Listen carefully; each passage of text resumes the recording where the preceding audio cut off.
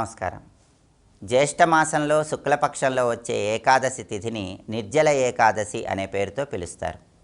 సంవత్సరంలో వచ్చే 24 ఏకాదశులు ఏకాదశి వ్రతం చేసిన అద్భుత ఫలితం రావాలంటే ఈ నిర్జల ఏకాదశి రోజు మంచినీళ్ళు కూడా స్వీకరించకుండా ఉపవాసం ఉండాలని స్కాంద పురాణంలో చెప్పారు.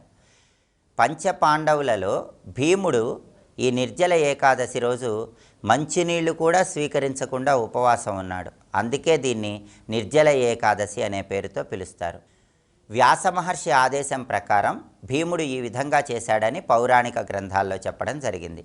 అయితే మంచినీళ్ళు కూడా స్వీకరించకుండా ఉపవాసం ఉండలేని వాళ్ళు దానికి ప్రత్యామ్నాయంగా పాలు పళ్ళు స్వీకరిస్తూ కూడా ఉపవాసం ఉండవచ్చని, అలా ఉపవాసం ఉన్నా కూడా నిర్జల ఏకాదశి సందర్భంగా సంపూర్ణ ఫలితం కలుగుతుందని స్కాంద పురాణం కేదారఖండంలో ప్రామాణికంగా చెప్పడం జరిగింది.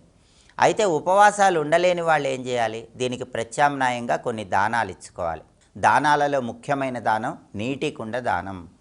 ఎవరైతే నిర్జల ఏకాదశి రోజు నీటి కుండను దేవాలయ ప్రాంగణంలో కానీ మీ గృహంలో కానీ పండితుడికి దానంగా ఇస్తారో వాళ్ళు మానసిక అశాంతిని తొలగింపజేసుకుంటారు, పాపాల నుంచి బయటపడతారు, ఏకాదశి వ్రతం చేసిన అద్భుతమైన పుణ్య ఫలితాన్ని పొందుతారు. నీటి కుండ దానం చేసేటప్పుడు మంత్రశాస్త్రపరంగా నిర్జల ఏకాదశి సందర్భంగా ఏ శ్లోకం చదువుకోవాలో ఇప్పుడు మనం చూద్దాం. దేవదేవ హృషీకేశ సంసారార్ణవ తారక ఉదకుంభ ప్రధానేనయ పరమాం గతిం. ఇది శ్లోకం.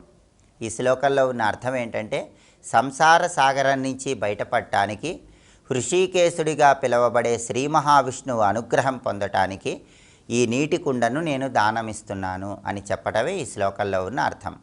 అలాగే గొడుగు దానం ఇచ్చిన, పాదరక్షలు దానం ఇచ్చిన, బెల్లం దానం ఇచ్చిన, పెసరపప్పు దానం ఇచ్చినా కూడా జాతక దోషాల తీవ్రతను తగ్గింపజేసుకుని సమస్త శుభ ఫలితాలను సిద్ధింపజేసుకోవచ్చు.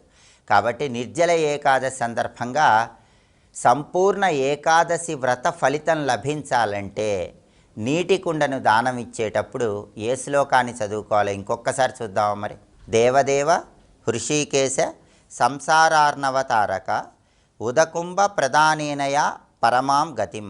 శ్లోకం చదువుకోండి, సమస్త శుభ ఫలితాలను సిద్ధింపజేసుకోండి. స్వస్తి.